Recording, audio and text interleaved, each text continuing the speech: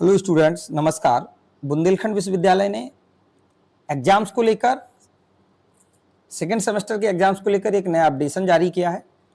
Bundelkhand university ने second semester के students के एग्जाम फॉर्म ओपन कर दिए हैं, जिसकी लास्ट डेट उन्होंने 25 अप्रैल रखी हुई है।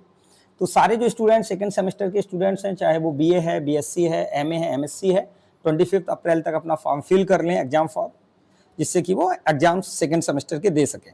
फॉर्म फिल करने के लिए अगर हम लोग बात करें तो फॉर्म जो सेकेंड सेमेस्टर के स्टूडेंट्स हैं उनमें जो फॉर्म फिल करना है वो समर्थ पोर्टल पे जाके फिल करना है। और समर्थ पोर्टल पे फॉर्म फिल करना बहुत ही इजी वे है, बहुत ही इजी तरीका है। तो हम लोग जो फिल करते हैं तो उसके लिए अगर हम लोग जाते हैं तो हम लोग क्या करना है, सबसे पहले हम लोग गूगल पे जाएंगे और गूगल पे जाने के बाद हम लोग सबसे पहले हम लोग जाएंगे समर्थ पोर्टल BU झांसी पे। समर्थ पोर्टल BU झांसी डालने के बाद हम लोग यहाँ पे जैसे ये आ गया BU.Jhansi.samarth.education.in, इस पे हम लोग ओपन करेंगे। ओपन करने के बाद हम लोगों के सामने एक ऐसा इंटरफेस ओपन हो जाता है और यहाँ पे हमें क्या करना है, एनरोलमेंट नंबर डालना है रैंडमली। जैसे हम लोग एक एनरोलमेंट नंबर यहाँ पे सिलेक्ट कर लेते हैं।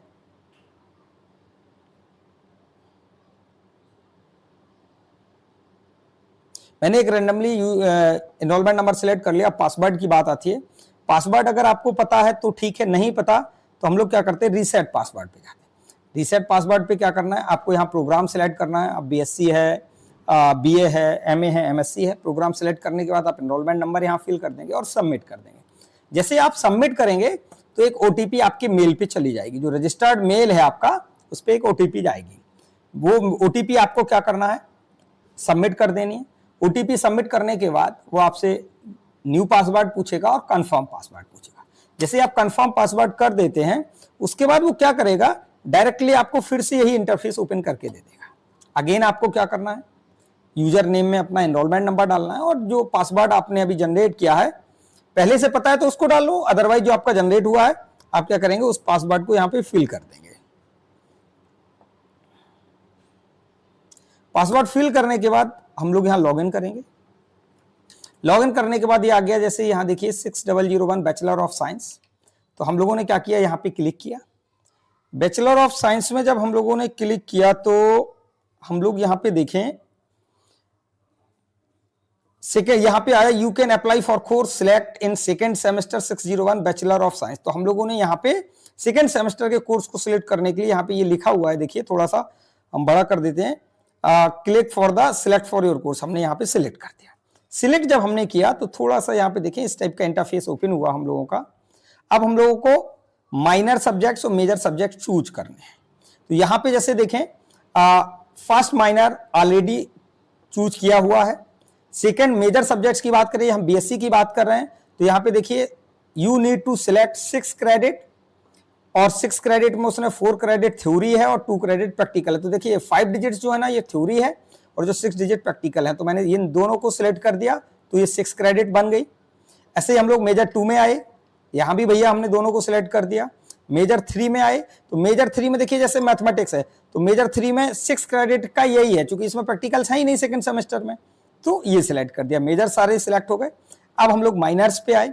माइनर्स पे सिलेक्ट करने के लिए क्या करना है हम लोगों को, आपका जिस कॉलेज से आपका बीए बीएससी आप लोग कर रहे हैं उस कॉलेज का जो कॉलेज है उसने आपका कौन सा वो माइनर पेपर सिलेक्ट बच्चों को करा रहा है, वो कॉलेजेस वालों से आप लोग अपना डिस्कस करके तभी इसको फिल करें।